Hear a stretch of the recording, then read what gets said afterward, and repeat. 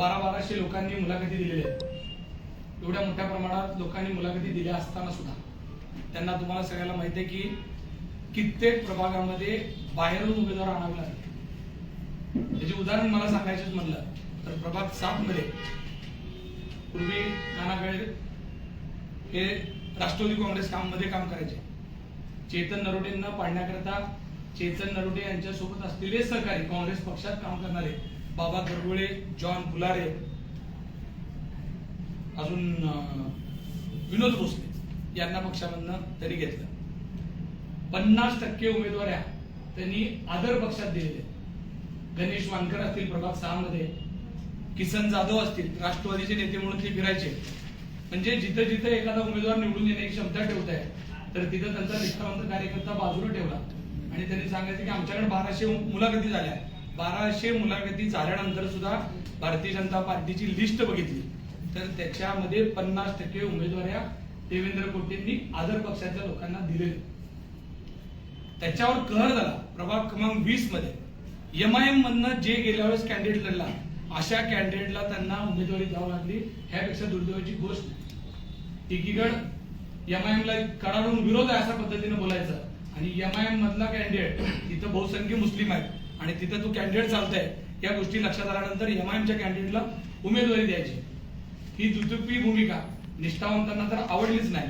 पण तुम्हाला सगळ्याला माहित आहे की या उमेदवारांनी यांच्या हयातीमध्ये कधीच नरेंद्र मोदी साहेबांना नाना काळेंनी जर बटन दाबलं असेल तर नक्की भारतीय जनता पार्टीच्या कार्यकर्त्यांनी त्यांचं काम करा. उभ्या आयुष्यात देवेंद्रजींचं काम जर नाना काळेंनी किंवा या लोकांनी एकदा जरी केलं असेल पण मी तुम्हाला माहित आहे आम्ही युतीमध्ये असल्यापासून नरेंद्र मोदी साहेबांचंही आम्ही काम केलं, एकनाथजी शिंदे साहेबांचं युतीत विधानसभेला काम केलं, देवेंद्रजींचं पण काम केलं. म्हणजे ज्यांनी आयुष्यभर पार्ट्यांना शिव्या दिल्या, भाजपला शिव्या घातल्या, भाजपचं काम करणाऱ्या कार्यकर्त्याला त्रास दिला, त्यांना कित्येक ठिकाणी मारहाण केली, दमदाटी केली, अशाला बक्षिसी म्हणून देण्याचं काम त्यांनी केलेलं आहे. हा विषय राहिला त्यांच्या पक्षातला. पण खास करून त्यांनी ज्या पद्धतीनं प्रभाग 7 मध्ये मराठा समाजाचं नेतृत्व असलेलं संतोष भाऊ पवार, तुम्हाला माहित आहे आज राष्ट्रवादी काँग्रेसचा नेता म्हणून ते शहरभर फिरतात. मी शिवसेनेचा जिल्हा प्रमुख म्हणून शहरभर काम करतो. आज प्रभाग 7चा जरी मी उमेदवार असलो तर तुम्हाला माहिती आहे शिवसेना म्हणून मी पूर्ण जिल्हा प्रमुख या नात्यानं शहरामध्ये काम करतो. हे चेतन नरोटे असतील, हे धनगर समाजातनं येणारं नेतृत्व आहे. ह्या चेतन नरोटेंना आनंददादा चंदनशिवे हे दलित समाजातनं येणारं नेतृत्व. हे नेतृत्व बाहेर आलं नाही पाहिजे. या नेतृत्वाला दाबून टाकायचं हे कोटे परिवार कायम करत आलेलं आहे. याचं उदाहरण आपण बघितलं. तात्यासाहेब कदाचित काही लोकांना न्याय तर देत होते पण देवेंद्र ज्या पद्धतीनं ही सगळी मंडळी संपवण्याच्या दृष्टिकोनातून म्हणजे मराठा समाजाचं नेतृत्व संपून टाकायचं, धनगर समाजाचं नेतृत्व संपून टाकायचं, दलित समाजात या भागातला नेता राहिला नाही पाहिजे. कोण जे कुणी असतील ते त्यांच्या घरी पाणी भरत असेल तर त्याला नेता म्हणून फिरता येईल आणि त्याला कुणालाही तिथं काम करण्याची संधी देणार नाही. इतक्या क्रूर भावनेतनं यांनी इथं राजकारण करण्याचा प्रयत्न याआधी केला. तुम्हाला माहित आहे या भागात सगळ्यात तालमीचं राजकारण करत असताना एकदा 2007ला 12ला राजाभाऊ खराडेंना पत्रा तालमीला वापरलं.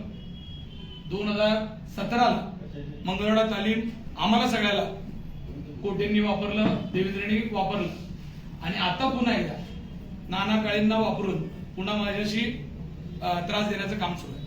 म्हणजे जर नाना काळेंना आज निवडून आणायचं असेल तर मागच्या इलेक्शन मध्ये 17ला तरी कुणाला पाडलं? नाना काळेंना पाडण्यामध्ये देवेंद्रचाच हात आहे. बरोबर ना? आमच्यावर होते त्यांनी. मग आता कुठून तुम्हाला समाजावर प्रेम आहे? जाणून बुजून समाजाची मोठी संस्था सपाटे साहेबांची जी शिवाजी पाडक प्रशाला शाळा आहे त्या शाळेला सुद्धा देवेंद्रजींकडे प्रशासक लावण्याकरता जन प्रचार. म्हणजे समाजातला माणूस समाजात ठेवायचा नाही, समाजातल्या व्यक्तीला मोठं तर होऊ द्यायचंच नाही. पण ज्या काही संस्था आहेत त्याही त्याच्यावर प्रशासक बसवून समाजाच्या संस्था गिळूनकृत करण्याचं काम देवेंद्र कोटे करण्याचा प्रयत्न करतात. आणि आता त्यांना राजकारणासाठी जी मंडळी लागते त्या मंडळींना हाताशी धरायचं, त्यांना लागणाऱ्या लोकांना ताकद देण्याचा प्रयत्न करायचा आणि त्यांना नकोसं झालेल्या माणसाला पूर्ण संपवून टाकायचं. अशा पद्धतीचं राजकारण चालू आहे. माझ्या पक्षात परवाच काही मंडळींनी प्रभाग 7 मध्ये प्रवेश केला. प्रवेश केला. 3 दिवस ते माझ्यासोबत फिरले, माझ्यावर रॅलीत होते, माझ्यावर फिरले.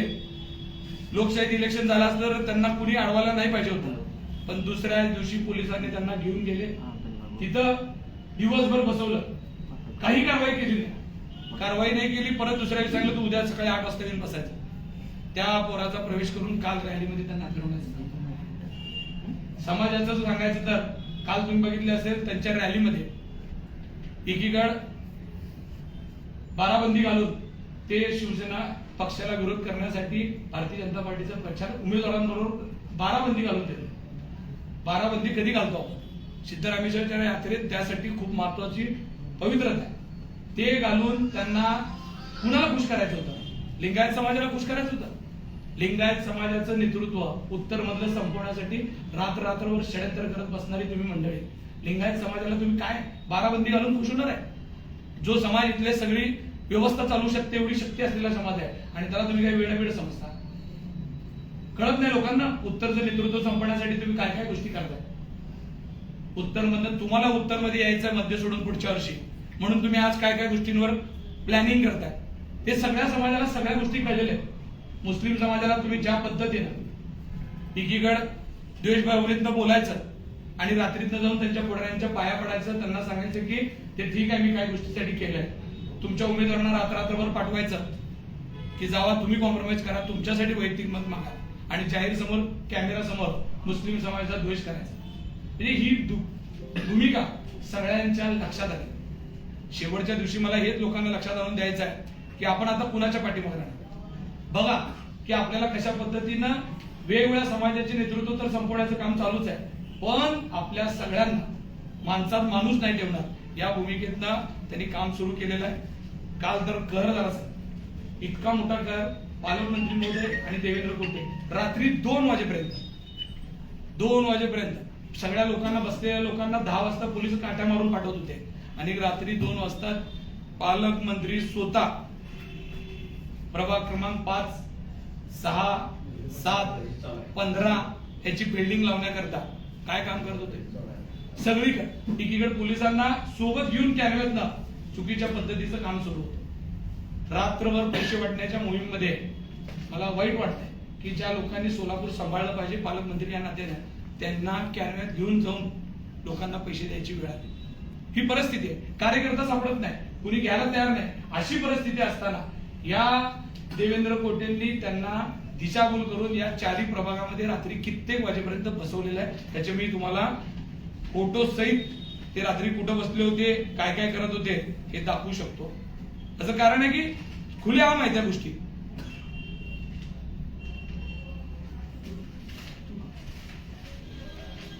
तुम्ही बघा, पालकमंत्री स्टँड एरियामध्ये पान टपरीवर बसून दोन्ही प्रभागाची बिल्डिंग लावत बसले.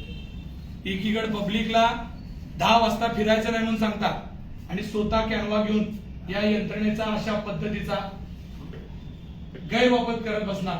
तर हे बघा, वेलकम पान शॉप वर आपल्या जिल्ह्याचा पालकमंत्री साहेब, मंत्री महोदय साहेब, आपण कधीतरी सोलापूरला यायला पाहिजे, सोलापूरचं पालकत्व घ्यायला पाहिजे.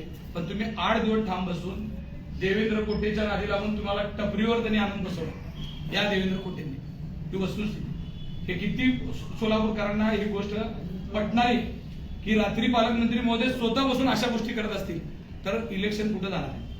मला माहित आहे, मी आज ज्या पद्धतीची बाईट देतोय, ज्या पद्धतीचं वक्तव्य करतोय, या गोष्टीमुळे नक्की मला त्रास होतो. मला जेलमध्ये सुद्धा घालतील, माझ्यावर खोट्या केसेस कराव्यात यासाठी कित्येक लोकांना सांगितलं जातं की तू फक्त एक वळीत लिहून जा की भारतीय जनता पार्टीच्या कार्यकर्त्याला सांगितलं जातं की अमोल शिंदेने तुला दम दिला. मी अजून तुमच्या सगळ्यांसमोर आवाहन करतो, मी इलेक्शन लोकशाही पद्धतीनं बिगर पैशाने लढणार आहे. मला मतं द्यायची असतील तर प्रेमाने कामाने द्या. मी कधीही कुणाला दमदाटी करणार नाही. मी कुणालाही शक्ती प्रदर्शन करून माझी ताकद दाखवून मला इलेक्शन जिंकायचं नाही, लढायचंही नाही. मला माहित आहे 5 वर्षाची काय कामं केली ती उड्या डोळ्यांनी सोलापूरकरांनी बघितलं. त्यासाठी ते मला मतं देतील, नाही द्यायचं असतील तर नाही देतील. पण मी सांगतो की पालकमंत्री महोदय काल देवेंद्र कोटे कित्येक लोकांना, पालकमंत्र्यांना सांगत होता देवेंद्र की या माणसाला अमोल शिंदेने दम दिला. पण तेच बोलणं सांगायला मंत्री महोदय नाही, मला त्यांनी कधीच फोन नाही लावला, कधी बोललं नाही. असं असताना सुद्धा माझ्यावर एक ओळीची फिर्याद देऊन मला उद्या यंत्रणेतनं बाहेर काढण्याचं मोठं षडयंत्र रचलेलं आहे. मीच नाही तर माझ्या कार्यकर्त्यांचंही मनोबल कसलं पाहिजे म्हणून उद्या कित्येक पोरांना सकाळी लिस्ट काढून दिले. निराळा वस्तीतनं कुणाला घेऊन जायचं, अभिमानसरीतनं कुणाला घेऊन जायचं. असं माझ्याच प्रभागात घडलं असं नाही. गेल्या 8 दिवसात तुम्ही बघितलं असेल कित्येक लोकांना तडीपारीच्या नोटीस आले आणि कोर्टाने सांगितले की त्यांना तुम्हाला तडीपार करता येणार नाही, त्यांना मतदानला दिलं पाहिजे. काही कारण नाही. मी तर एक कार्यकर्त्याचं उदाहरण देतो. 2009 ला गुन्हा दाखल झालाय शेवटचा, त्याचा 2009 नंतर एकही गुन्हा नाही आहे. त्या पोराला दिवसभर बसवलंय आणि रात्री सांगितलं 107 ची नोटीस देऊन त्याला पाठवलं. जर 2009 चा गुन्हेगार छोट्या केस मधला आता तुम्ही त्याला 107 ची नोटीस देत असाल तर यंत्रणा काय काम करणार? मग असं जर इलेक्शन घ्यायचं आहे तर मी मागं पण सांगितलंय, तुम्ही यादी घ्या आणि डिक्लेअर करून टाका ना. प्रभाग क्रमांक 9 मध्ये काय घडलं? प्रभाग क्रमांक 9 मध्ये राष्ट्रवादी काँग्रेसचा उमेदवार डायरेक्ट भारतीय जनता पार्टीच्या उमेदवाराला पाठिंबा देतो. कसं होऊ शकतं? काय त्याला 2च गोष्टी केल्या असतील. त्याला एकतर दहशत दिली असेल किंवा लक्ष्मी दर्शन केलं असेल.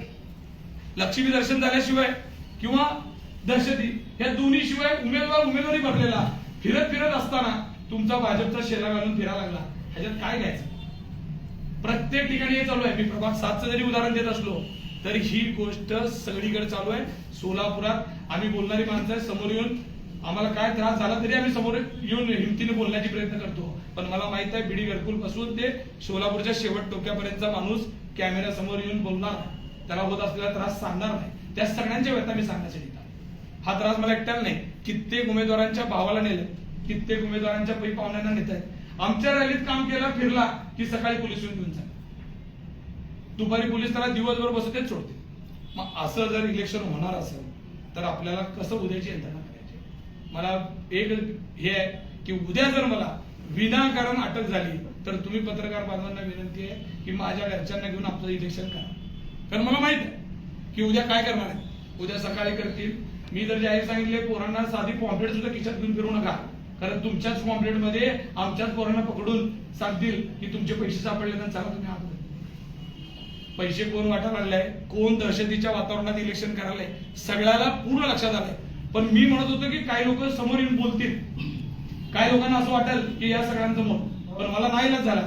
मी ह्यांना घाबरलेलं नाही आहे, पण मला खरं चित्र लोकांसमोर आलं पाहिजे या मानसिकतेतनं मी ही सगळी गोष्ट तुमच्या समोर आणतोय.